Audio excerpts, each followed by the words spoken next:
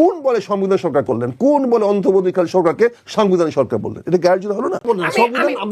সংবিধানকে কোট করেই বলছি। না, সংবিধান কোট করে বলতে পারেন না। আমি ওই রেসপেক্টটা রেখে আপনাকে সম্মান দিয়েই বলছি। যে লোকটা বলবে আমি আপনাকে রেসপেক্ট করে বলছি, তার মানে এই লোকটার মাথার মধ্যে কিছু সমস্যা আছে। যে শপথ অনুষ্ঠানটা যেটা হইলো, এটার প্রত্যেকটা ওয়ার্ড, এটা কি চিফ ইলেকশন কমিশনার কি নিজে নিজে আবিষ্কার করেছে? উত্তর হলো না।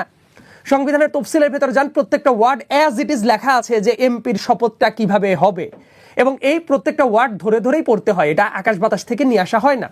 সো এই ধরনের শপথও কি করতে হবে, যদি সংসদে আলাপ আলোচনা হয়, হওয়ার পরে যদি তারা অ্যাডপ্ট করে নেন, তাহলে কিন্তু ওই শপথগুলো কিভাবে আসবে সেটাও কিন্তু আসতে পারে। এবং আমি ব্যক্তিগতভাবে মনে করি সংস্কারটা জরুরি। আপনি সংস্কারটারে পুরোপুরি ইগনোর করতে পারেন নাই। ইনফ্যাক্ট অনেকগুলো সংস্কার আছে, সেটা শুধুমাত্র জরুরি না, বাংলাদেশের মানুষের আকাঙ্ক্ষাকে অবশ্যই ধারণ করাটা উচিত। এখন এই প্রশ্নের সাথে কয়েকটা প্রশ্ন আমাদের এগিয়ে নিয়ে আসতেই হবে। যেমন আমাদের অত্যন্ত শ্রদ্ধেয় ব্যক্তি, আমি অত্যন্ত শ্রদ্ধার সাথেই বলছি যে আমরা কি করতে পারি, কিছু কিছু মতের সাথে আমাদের দ্বিমত পোষণ করতে পারি, কিন্তু ব্যক্তিগত জায়গা থেকে রেসপেক্টের জায়গাটা থাকেই।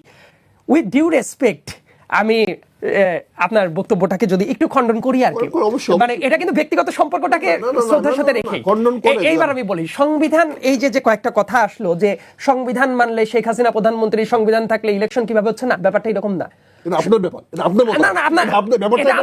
আমি সংবিধানকে কোট করেই বলছি। সংবিধানকে কোট করেই বলছি। সংবিধান কোট করে বলতে পারেন না। সংবিধান কোট করে আমি বলতে পারি না।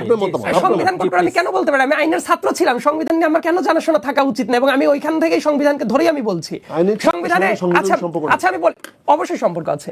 আইনের একদম বেসিকটা হলো সংবিধান। আপনি যে বলেন আইনের সাথে সংবিধানের সম্পর্ক, ছাত্র সংবিধান নাও বুঝতে পারে, এটা তো দেখেন, আপনি মুরব্বী মানুষ তো, আপনি মুরব্বী মানুষ তো, এই জন্য আপনাকে আমি যথেষ্ট রেসপেক্ট করে কথা বলছি। সংবিধান পড়তে হয়, আচ্ছা আমি একবার বলি, আচ্ছা আমি একবার বলি যে কম বেশি কেউ বুঝে কি বুঝে না, এইটা টেস্ট নিশ্চয়ই আপনি করতে পারেন না, রাইট?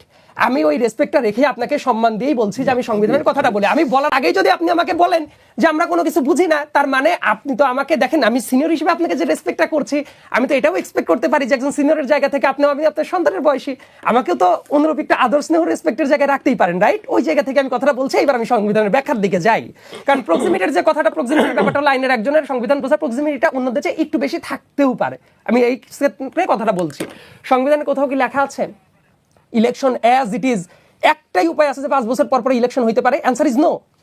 নর্মাল নিয়মটা হলো 5 বছর পর পর সাধারণ ইলেকশন হইতে হয়, কিন্তু যদি কোনো সংসদ ভেঙে যায়, যদি পদগুলো শূন্য হয়ে যায়, তারপর কি 5 বছর পর্যন্ত ওয়েট করতে হয়? সংবিধানে এটা লেখা আছে কিনা, মানে আপনি নিজে একটু জবাবটা দিবেন যে সংসদ যদি ভেঙে যায়, সেটা প্রক্রিয়া যেমনই হোক, হওয়ার পরে কি 5 বছর ওয়েট করে যেদিন ইলেকশন হয়েছে তার পরবর্তী 5 বছর পরে কি ইলেকশন হতে হয়? উত্তর হলো না। বরং সংবিধানের ভেতরেই আছে পরবর্তীতে কিভাবে ইলেকশনটা হইতে পারে সেটা বর্ণনা লেখা আছে। বরং ওইটা ওই 5 বছর পর্যন্ত ওয়েট করার ব্যাপার না, যেদিন থেকে ভেঙে গেল তার পরবর্তী পদক্ষেপ নিতে হয়।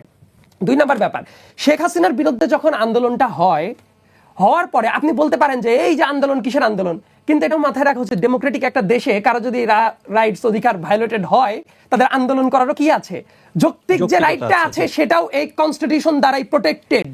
এবং এই গভর্নমেন্ট, ইন্টারিম গভর্নমেন্ট যখন গঠিত হয়েছিল, সেটা আর্টিকেল 106 দ্বারা প্রোটেক্টেড ছিল। পরবর্তীতে এইটা সুপ্রিম কোর্টে চ্যালেঞ্জ, এবং সুপ্রিম কোর্টেরও এই ব্যাপারে ডিসিশনটা আছে।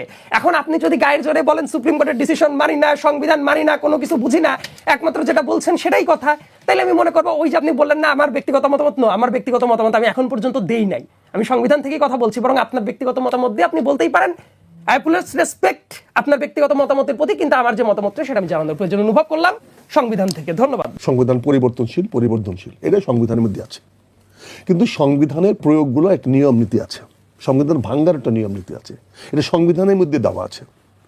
সেটা যদি কেউ মিসইউজ করে, মিসঅ্যাপ্রোপ্রিয়েট করে, লুটে নেয়, বা মিথ্যা তথ্য দিয়ে প্রমাণিত করে, বা শক্তির জুড়ে যদি সংবিধানকে সাসপেন্ড করে রাখে, সেটা অতীতে হয়েছে। সামরিক শাসকরা প্রথমে যে কাজটি করে, তারা এসে সংবিধানকে সাসপেন্ড করে দেয়, অর্থাৎ সাসপেন্ড করলে এটাকে আর কাজ হলো না, তারপরে জনগণের সামনে বলে দেয় এখন আমার হুকুম মানবা কি মানবা না। বিপ্লব এসে আমাদের কি করেছে, আমরা বিপ্লব এসে সংবিধানকে বলছি সংবিধানকে মানি না, তাহলে সরকারটা কি হবে? এটা দরকার ছিল না বিপ্লব সরকার, বিপ্লবী সরকার করা। বিপ্লব যে কোনো করতে পারে, যেমন সামরিক শাসক যে কোনো কাজ করতে পারে, তার শক্তি বলে। বিপ্লব জনগণের ইচ্ছা অভিপ্রায় হিসেবে বিপ্লব যে কোনো করতে পারে।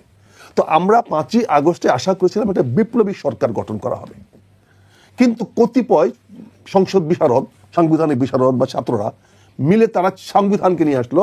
সংবিধান হঠাৎ করে 106 ধারা নিয়ে আসলো, সুপ্রিম কোর্টের কাছে গেল যে আপনি বলেন। অথচ সুপ্রিম কোর্টই নাই, সুপ্রিম কোর্ট বসে আছে ক্যান্টনমেন্টের ব্যারাকে। সেখানে একটা অসত্য তথ্য দিয়ে, মিথ্যা দিয়ে, সংবিধানে পরিষ্কার লেখা আছে প্রধানমন্ত্রীর লিখিত অনুরোধে রাষ্ট্রপতি সংসদ ভাঙতে পারবে। এখন একজন বলে ফেললেন যে সংসদ ভেঙে দিয়েছি, এটা তো গায়ের জোরে করলেন। আমি গায়ের জোরে কথাটা কেন বলছি, আমি সরি ফর গায়ের জোরে, আসলে গায়ের জোরে না আমি এই জন্য বলছি, আপনি আপত্তি করে বলছি গায়ের জোরে কেন বলছি, যে আপনি বিপ্লবোত্তর সরকার বিপ্লবী সরকার করতে পারেন, এটাই বৈধ হবে। কিন্তু আপনি কোন বলে সংবিধান সরকার করলেন, কোন বলে অন্তর্বর্তীকালীন সরকারকে সাংবিধানিক সরকার বললেন? এটা গায়ের জোরে হলো না? কারণ তখন তো আমার কিছু করার নাই। আচ্ছা, আপনি বলার পরে ওই সংবিধান থেকে আমি এই জায়গায় একটু অ্যাড করব। আপনি এখন কি হয়েছে, তো সংবিধানটি তো সংসদ তো ভেঙে যায় নাই, কাজে এই সংসদ চলমান। এখন আমরা আবারও বলছি যে এই সংসদকে আমরা একটা নিয়ে গেছি বিপ্লবোত্তর সরকার গঠন প্রক্রিয়ায়, এবং সেখানে আমরা সংস্কার বলেছি যে আমরা কিছু সংস্কার করতে চাই। আমি সরকারের পক্ষে কখনো ছিলাম না, এখনো নাই, এবং সরকার সংস্কার যেদিন করা হয়েছে সেদিন তার বিরোধিতা করেছি। বিকজ আমি বলেছি কোনো সাংবিধানিক কেউ দাবি করে কোনো সংবিধান করতে পারে না, এটা একমাত্র জনগণের অধিকার। আমি যদি বিপ্লবী সরকার করতে পারতাম তাহলে আমি যে কোনো সংস্কার করতে পারতাম, কিন্তু যেহেতু অন্তর্বর্তী সরকার বিপ্লবী সরকার নয়, অতএব এই বিপ্লবী সরকারের কোনো সংস্কার করার অধিকার নাই। এই বক্তব্য আমাদের আজকের না, এই বক্তব্য আমাদের আরো 1-1.5 বছর আগের বক্তব্য। এখন প্রশ্ন হয়েছে এই সরকার কি করেছে, বৈধ দেওয়ার জন্য একটা কমিশন করেছে, সেখানে সকল রাজনৈতিক দলগুলোকে সন্নিবেশিত করেছে। এটা সরকারের সফলতা ছিল যে 35টি রাজনৈতিক দলকে, না 54টি, কথা আছে 54টি দল মনে হয়, 54টি রাজনৈতিক দলকে এক জায়গায় সে নিয়ে আসতে পেরেছে। এটা বলবো ডক্টর ইউনূসের একটি সফলতা ছিল। সেখানে এসে তারা তার দেওয়া এজেন্ডা মোতাবেক প্রতিদিন সে নাকে রশি দিয়ে টেনে এনে ওই পররাষ্ট্র মন্ত্রণালয়ের ওই রেস্ট হাউসে বসে আছে, চা বিস্কুট খাওয়ায়া ঘন্টার পর ঘন্টা সময় নষ্ট করে কতগুলো কাজ করানো হয়েছে। আমরা আলী রিয়াজকে এই জন্য সমালোচনা করেছি, আমরা এটাকে বলেছি একটা প্রহসন হচ্ছে, কিন্তু রাজনীতিবিদরা সেখানে দস্তখত করেছে। তার মধ্যে 35টা রাজনৈতিক দল সংস্কার দস্তখত করেছে, এবং সংসদের দক্ষিণ প্লাজায় গিয়ে 20টির মধ্যে ছাতা পাতায় দিয়ে সেখানে জনগণের সঙ্গে নাটক করে দস্তখত করেছে। আমার মনে আসে সাহেব সেটাকে দস্তখত করেছেন। তার মানে কি আপনি এগুলো মানবেন? তার মানে এখানে সংবিধান তো নাই, আর আপনি এগুলো করবেন, করে সংবিধানটাকে বলবৎ করবেন, হয় যেভাবে আছে সেভাবে করবেন, না নতুন করে সংবিধান লিখবেন, না সংশোধিত করবেন। এখন এইটাই তো আমরা বুঝি। এখন এইটার বাইরে আমাদের প্রশ্ন হচ্ছে কি, যখন বাচ্চা কথা বলতে পারে তখন বাচ্চা দুইটা জিনিস শিখে। যে বাচ্চা আদর্শমান মায়ের কাছে থাকে সে ভালো ভাষা শিখে, আর যে বাচ্চা কাজের কাছে বা অন্য কাছে কাছে, এই জন্য বিদেশিরা অনেক সময় গভর্নেন্স রাখে, বাচ্চাকে মানুষ করার জন্য, ছোট শিশুকে মানুষ করার জন্য গভর্নেন্স রাখে। গভর্নেন্সের দায়িত্ব হলো বাচ্চাটাকে সুশীলভাবে তৈরি করে দেওয়া। মানে বিপ্লবী সরকার গঠন না করার কারণে কি এত সংকট? আবার যদি ওই শিশুটি যদি কাজের বুয়ার সঙ্গে থাকে তাহলে সে ভাষাটা শিখে অন্য ভাষা, কিন্তু সে কিন্তু অস্বীকার করবে না যে ভাষাটা ভুল, কারণ এটা তার প্রাসঙ্গিকতার কারণে। সে গুড গভর্নেন্স পায় নাই বলে সে অনেক কিছুকেই গভর্নেন্স মনে করে। এটা ব্যক্তিগত, আমি কাউকে ব্যক্তিগতভাবে করছি না, কিন্তু আমাদের দেখতে হবে তো আমরা কোন পরিবেশ থেকে বড় হয়ে যাচ্ছি, আমাদের পারিপার্শ্বিকতা কি, আমরা সেই জিনিসটা বুঝতে হবে। আমি একজনকে সম্মান করি তার মানে আমি তাকে সম্মান করি না, এটা বুঝতে হবে। কারণ কোনো ভদ্রলোক কাউকে বলে না যে আমি আপনাকে রেসপেক্ট করে কথা বলছি, তার কথাটা রেসপেক্টেবল হবে, তার কথাটা রেসপেক্টেবল হবে। যে লোকটা বলবে আমি আপনাকে রেসপেক্ট করে বলছি, তার মানে এই লোকটার মাথার মধ্যে কিছু সমস্যা আছে। সে জানে আমি তাকে আক্রমণ করতে যাচ্ছি, সে জানে আমি তাকে রেসপেক্ট করবো না, তাকে ডিসরেসপেক্টের বক্তব্য দিব। এই জন্যই সে নিজের আত্মপক্ষ সমর্থন করার জন্য সে বলেছে আমি আপনাকে রেসপেক্ট করে বলছি। আপনার মতামতের প্রতি রেসপেক্ট করার কথা বলেছেন। আমার মতামতের প্রতি কারো রেসপেক্ট করা দরকার নেই। আমার মতামতকে যদি আপনি আমি তর্ক করছি না, আমি বলেছি আপনার মতামতের প্রতি রেসপেক্ট করে আমি দ্বিমত পোষণের জায়গাটা এটা হলো স্টুপিডিটি। কারণ কেউ মত রেসপেক্ট করে কেউ দ্বিমত পোষণ করে না, করা যায় না। ওই যে বললাম যে ওই যে বুয়ার কাছ থেকে যে সন্তান বুয়ার কাছ থেকে মানুষ হয়। শুনেন, ঢাকা কলেজ আর জগন্নাথ কলেজ এক জিনিস নয়। শুনেন, ঢাকা কলেজ জগন্নাথ কলেজ জিনিস নয়, ফৌজদার ক্যাডেট কলেজ না, আর এই আমার গচিয়াটা কলেজ এক জিনিস নয়, একই বই পড়ানো হয়।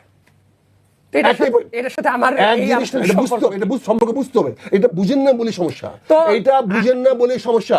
শোনেন, এটা বুঝেন না বলে সমস্যা, আমরা বুঝি না। আপনি ওইখানে বসে থেকে প্রথম থেকেই বলছেন আমরা এটা বুঝি না। প্লিজ আমাকে একটু বলতে দিবেন প্লিজ। আপনি বললেন যে আমি বললাম যে আইনের ছাত্র, আমি সংবিধান থেকে কথা বলি, আপনি বলেন আমরা বুঝি না।